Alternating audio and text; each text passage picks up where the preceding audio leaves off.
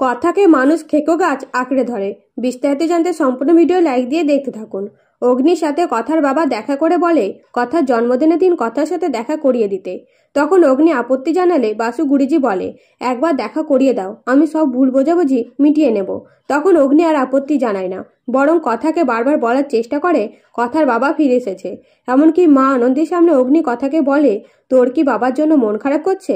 তখন কথা বলে, না, উনি আমার মন খারাপের যোগ্য না। তখন অগ্নি বলে, হয়তো তোর বাবার মন খারাপ করছে তোর জন্য। তখন কথা বলে, যদি আমার জন্য মন খারাপ করতো তাহলে একবার আমার সাথে দেখা করতে আসতো।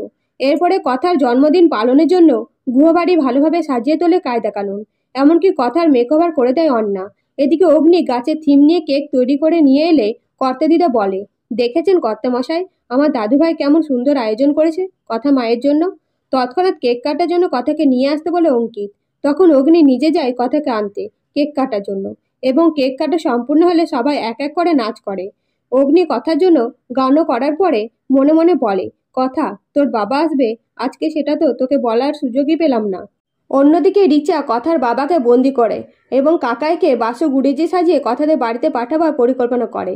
সাথে সাথে উপহার হিসাবে মানুষকেও গাছ পাঠায় রিচা প্যাকিংয়ের মাধ্যমে। আর কথার কাকা রিচার পরিকল্পনা মতো কথার জন্মদিনে এসে ভালো ব্যবহার করে, এমনকি কথার কাছে ক্ষমা চায় এবং নাটক করে কান্নাকাটিও করে।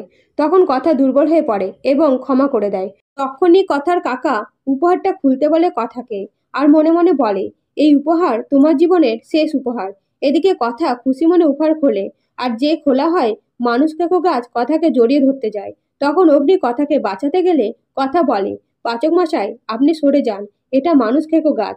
এই গাছ ডালপাল্লার সাহায্যে জড়িয়ে ধরে মানুষকে, মেরেও পর্যন্ত ফেলে। তো কথা কিভাবে বাঁচবে এই গাছ থেকে জানতে চ্যানেলটিকে সাবস্ক্রাইব করে পাশে থাকবেন। ধন্যবাদ।